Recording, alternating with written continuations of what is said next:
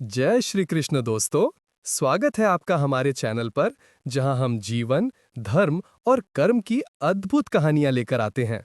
आज जानिए पांडु की वो कथा जिसने भाग्य और भक्ति दोनों को चुनौती दी।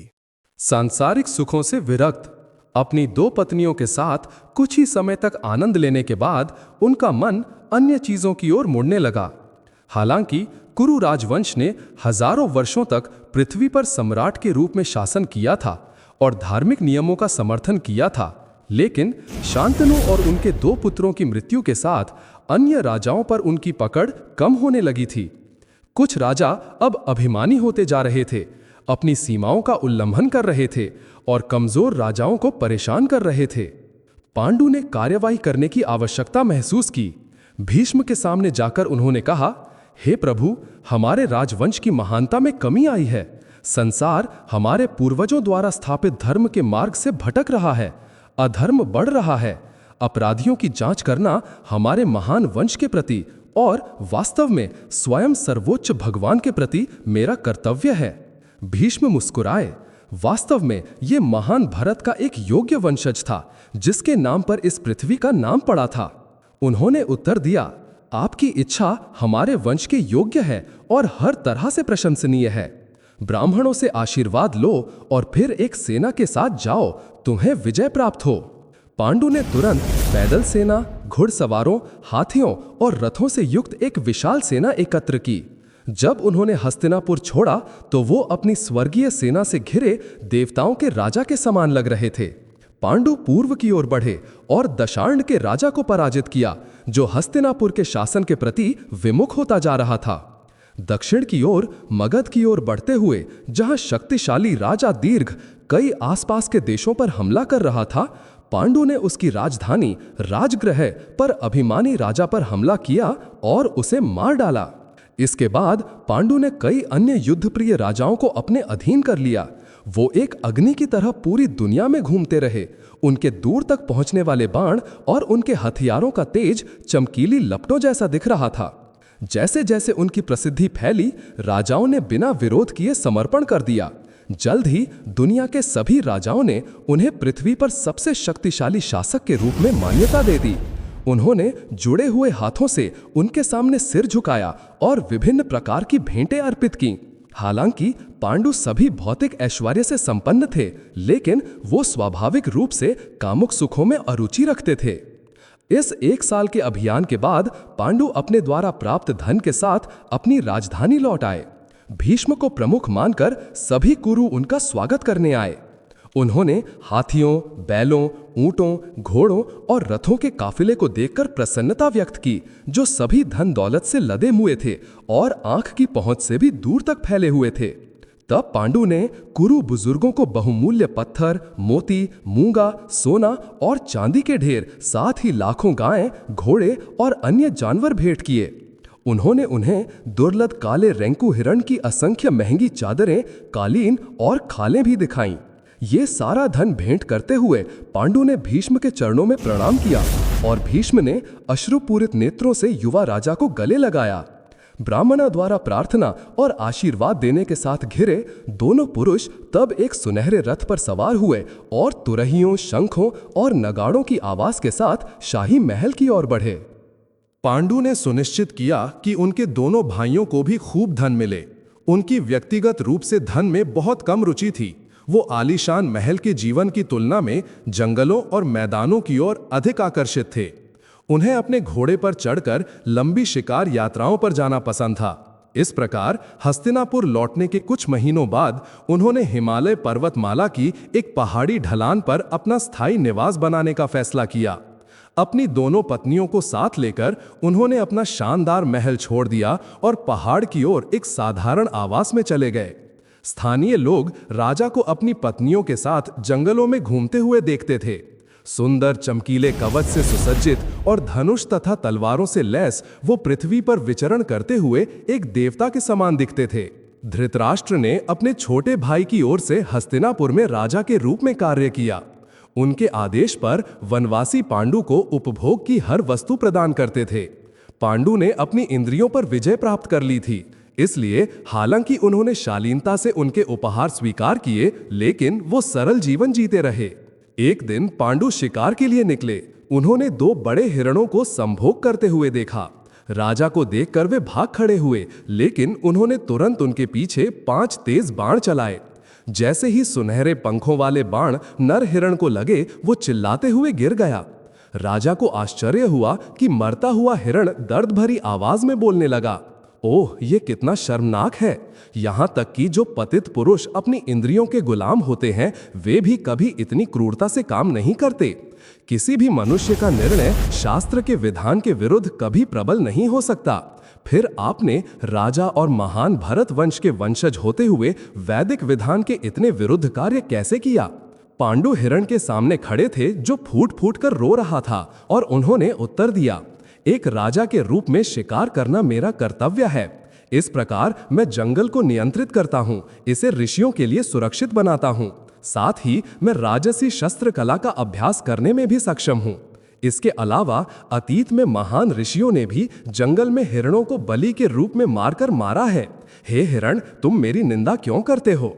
हिरण ने उत्तर दिया कि वो पांडु को उसे चोट पहुंचाने के लिए दोषी नहीं ठहराता, बल्कि इस बात पर विचार न करने के लिए दोषी ठहराता है कि वे संभोग कर रहे थे। तब हिरण ने पांडु को बताया कि वो किंदम नामक एक ऋषि था। उसने अपनी पत्नी के साथ जंगल में संभोग करने के लिए हिरण का रूप धारण कर लिया था। ऋषि का कोई निवास नहीं था और वो मानवीय रूप में अपनी पत्नी के साथ मिलन नहीं कर सकता था। इसलिए उसने खुद को और अपनी पत्नी को हिरणों में बदल दिया था। राजा ने उसे ठीक तब मार डाला जब वो अपनी पत्नी के गर्भ में बच्चे को जन्म देने वाला था। किंदम ने आगे कहा, मैथुन के क्षण में किसी भी प्राणी पर हमला नहीं किया जाना चाहिए। आपका कार्य अत्यंत क्रूर और पापपूर्ण था और यह आपको नरक की ओर ले जा सकता है। यह विशेष रूप से निंदनीय है क्योंकि आप एक राजा हैं और आपका उद्देश्य दुष्टों को दंडित करना और धर्म के सिद्धांतों की रक्षा करना है। पांडु ने किंदम को स्तब्ध चुप्पी में देखा। उसने सही कहा था। संभोग करते हुए हिरण पर गोली चलाना निश्चित रूप से पापपूर्ण था।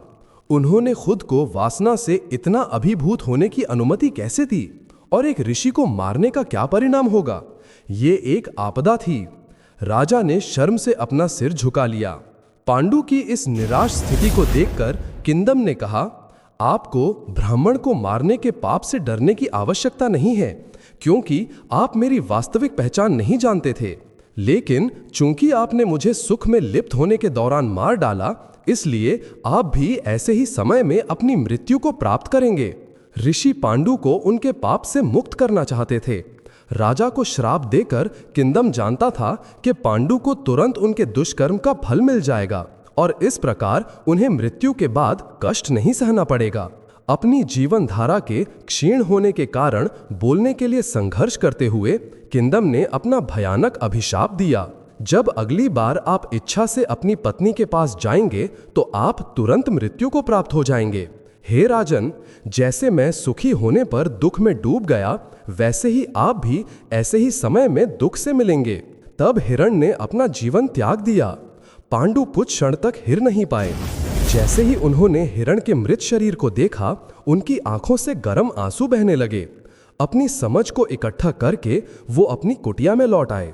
उन्होंने तुरंत अपनी पत्नियों को बताया कि क्या हुआ था। दुख से पीड़ित होकर राजा अपनी दोनों रानियों के साथ जोर जोर से रोने लगे। उन्होंने बार बार खुद की निंदा की।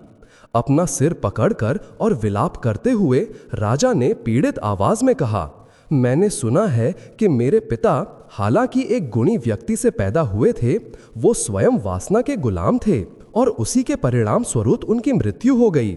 एक कामुक राजाटी पत्नी से पैदा होने के कारण मैं भी वासना से पीड़ित हो गया हूँ। मैं पाप के प्रति समर्पित हो गया हूँ। मेरा जीवन केवल निर्दोष प्राणियों को मारने में व्यतीत होता है। देवताओं ने मुझे त्याग दिया है और मैं शापित हूँ। पांडु ने तपस्या का जीवन जीने का संकल्प लिया। उन्होंने घोषणा की कि उस क्षण से वो भीष्म की तरह ब्रह्मचर्य का व्रत धारण करेंगे। वो सभी यौन सुखों का त्याग करके मुक्ति की तलाश करेंगे, जो आध्यात्मिक समझ में सबसे बड़ी बाधा है। पांडु ने अपनी भयभीत पत्नियों से बात की, मैं अपना सिर मुंडवा लूंगा और अपने शरीर को धूल से ढक लूंगा। मेरे लिए दुख और खुशी बराबर होंगे। मैं क्रोध का पूरी तरह से त्याग कर दूंगा और मैं सभी प्राणियों के कल्याण के लिए समर्पित रहूंगा।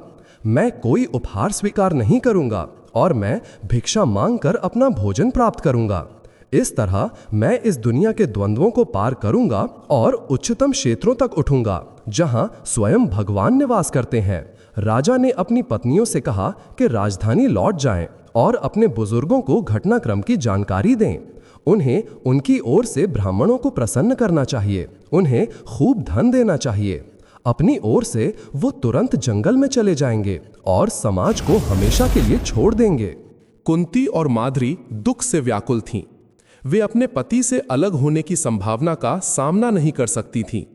दयनीय आवाज में उन्होंने विनती की कि वो उन्हें अपने मार्ग का अनुसरण करने की अनुमति दें। दोनों रानियां उनके द्वारा स्वीकार की जाने वाली किसी भी तपस्या को स्वीकार करने के लिए तैयार थीं। उन दोनों की ओर से कुंती ने कहा, आइए हम एक साथ वानप्रस्थ का आदेश जंगल में सेवानिवृत्ति स्वीकार करें। हम आपके साथ तप का अभ्यास करते हुए खुश रहेंगे। यदि आप आज हमें छोड़ देते हैं तो हम अब और अपना जीवन धारण नहीं कर पाएंगे।